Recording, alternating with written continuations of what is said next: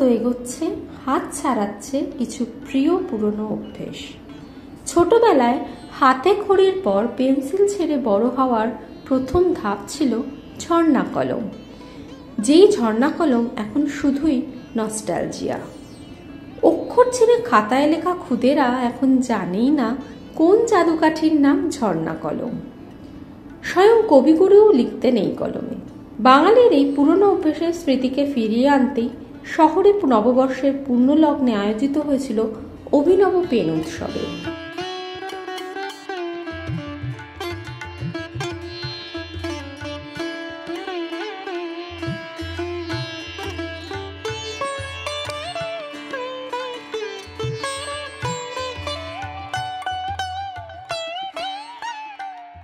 সোনালি, রূপলি, সরু, মোটা, ছোট নিব কিংবা বড় হরেক রকমের ফাউন্টেন পেন ছিল হোচিমিন সরণিতে আয়োজিত এই পেন উৎসবে। 100 থেকে 10,000 টাকা মূল্যের অগুন্তি ফাউন্টেন পেন সেদিন হাজির হয়েছিল এক ছাদের নিচে। ছোটবেলার নস্টালজিয়ায় ডুব দিতে সেখানে উপস্থিত হন বহু মানুষ।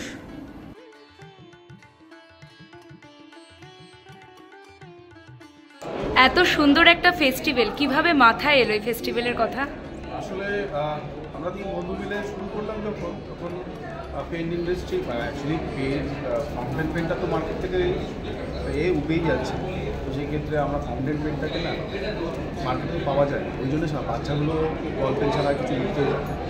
তো ফাউন্টেন পেন আগেকার সময় আমার বাবা দাদা দাদু যারা লিখেছে সেই জায়গাটা আমরা যেরকম ফাউন্টেন পেনটা পাইনি, তো ওটাকে যদি আনি তবে তো সাধারণ মানুষের কাছে হাতে পৌঁছবে, তবে না তারা লিখতে আবার নতুন করে ফাউন্টেন পেনটাকে মানুষ এখনও কি ফাউন্টেন পেন ব্যবহার করেন? কতটা সাড়া পাচ্ছেন?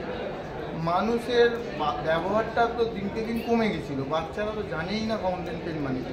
রবীন্দ্রনাথ কথা বলতে ঝর্ণা কলম, এখন অনেক মানুষকে জিজ্ঞেস করলে ঝর্ণা কলম মানে কি, মানে ঝর্ণা কলমটা কি কেউ বলতে পারে না।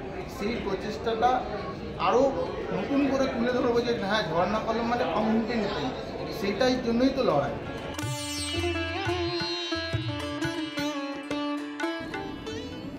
কেউ হাজির ছোটবেলার স্মৃতির টানে, কেউ আবার ভবিষ্যৎ প্রজন্মকে চেনাতে চান আসলে কি এই ঝর্ণা কলম। কেউ আবার প্রিয় মানুষের জন্য বিশেষ উপহারের সন্ধানে এসেছিলেন এই মেলায়। কোথা থেকে আসছেন? আর এখানে এই যে ফেস্টিভ্যালের কথা সেটা কিভাবে জানলেন? ফেস্টিভ্যালের কথা জানলাম মানে আমার এক বন্ধুর তরফ থেকে। কিরকম লাগছে? মানে খুবই ভালো লাগে, যেহেতু ফাউন্টেন পেন মানে খুব একটা পছন্দের পেন, ওই জন্য মানে এসে খুবই ভালো লাগে। তবে এটা আমার প্রথমবার, সেই জন্য মানে আরোই খুব এক্সাইটেড। আর নস্টালজিয়া তো লাগবেই একদিকে, কারণ পুরোনো দিনের, কিন্তু নস্টালজিয়া নাকি ফাউন্টেন কোনটা বেশি?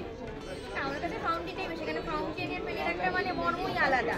আর প্লাস এই জন্য পেনটাও পছন্দের, প্লাস এক্সিবিশনটাও প্রথমবার এসেছি, মানে ওই জন্য মানে খুবই ভালো লাগছে। পেন কিনেছেন এখনো অবধি? কিনে নিব, আমি এই জাস্ট এসেছি। কেনার ইচ্ছা তো রয়েছে, কাউকে উপহার দেওয়ার ইচ্ছা আছে? হ্যাঁ, উপহার দেওয়ার ইচ্ছাও আছে, এখন দেখি ঘুরে দেখি আগে। নাম কি? আমার নাম দেবপ্রিয়া। আর এখানে এসে কিরকম লাগছে? খুব ভালো লাগছে, এত কালেকশন বিভিন্ন ধরনের বিভিন্ন বাজেটে, ভেরি গুড ভেরি গুড। এটা থার্ড ইয়ার হচ্ছে, এটা প্রত্যেক বছরই আসি, এবারও বেশ ভালো লাগে। নস্টালজিয়া নাকি ফাউন্টেন কোনটা বেশি? নস্টালজিয়া থেকে ফাউন্টেন।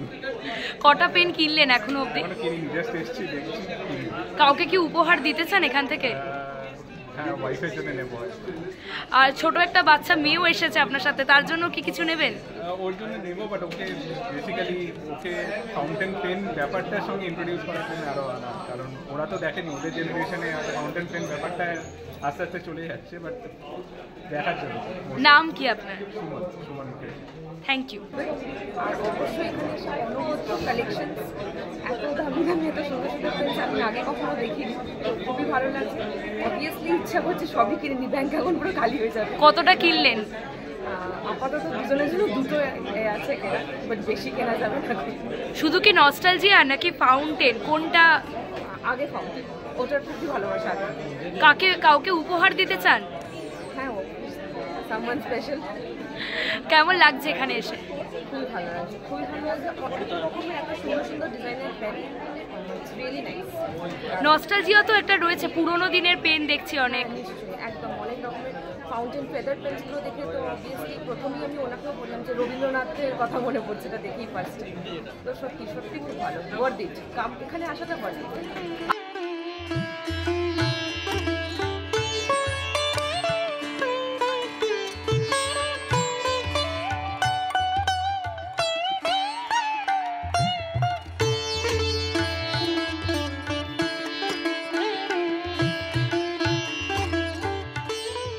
এই সময় ডিজিটালের জন্য শুক্রে দিন।